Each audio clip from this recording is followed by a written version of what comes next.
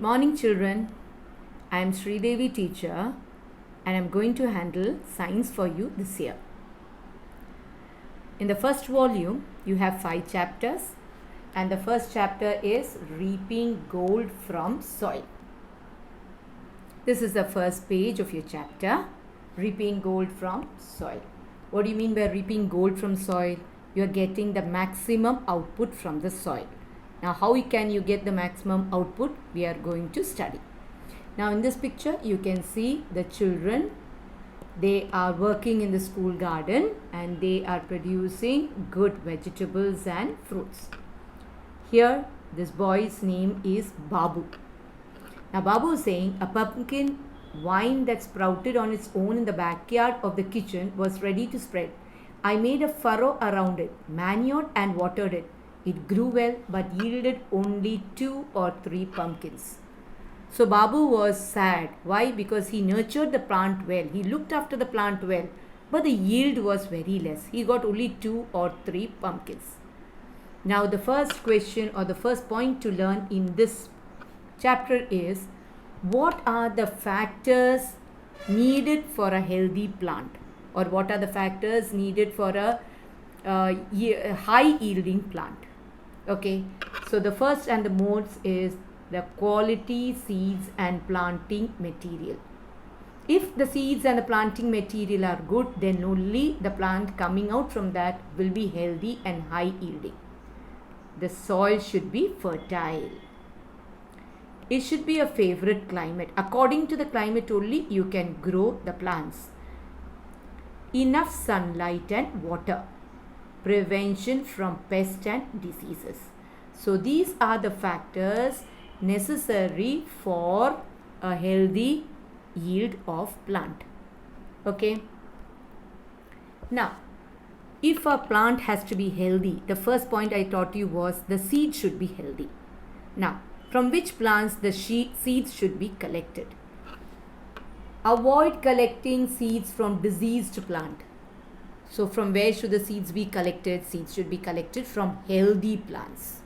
You should see if the leaves and the flowers and the fruits which that particular plant bears is healthy, then you can collect the seeds from there.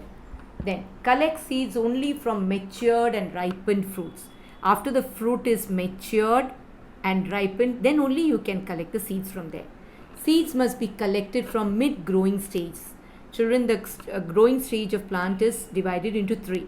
Mid-growing is the second, that is the middle stage of growing stage of the plant. That is, after the fruit is ripened, you collect the seeds.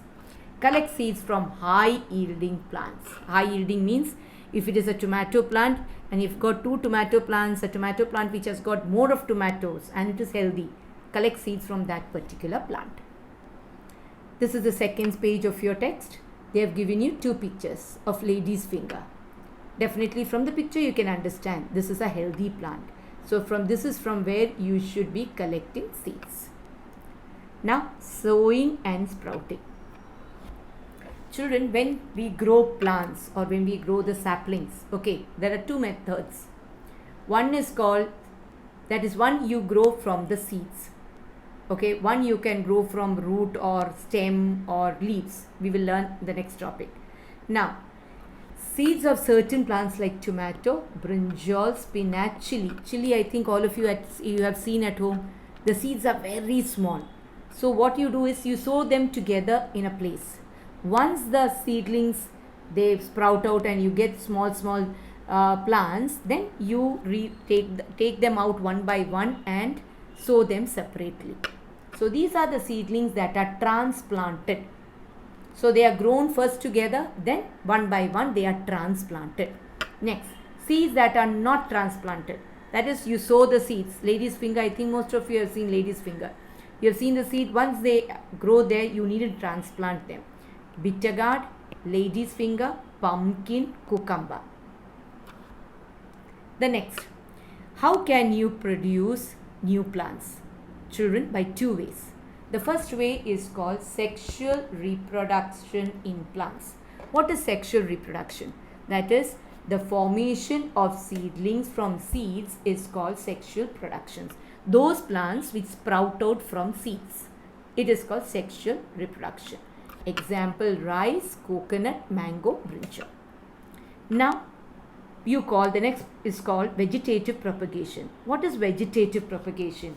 You can get new plantlets from parts like root, stem, leaf. For example, from stem you can grow new plants. Example is ginger, tapioca, potato.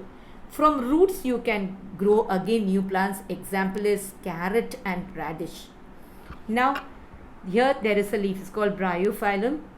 You can see the leaf buds, isn't it? These leaf buds, when they grow, fall on the ground, they will grow into a new plant. So the formation of new plantlets from plants like root, stem and leaf is called vegetative propagation. So sexual production plants and vegetative propagation. These are the two methods. So page 3 I have finished till here. Hope my class was clear to you. Now children, a small reminder. You have your science notebook. Cover it as usual what you do in your regular classes.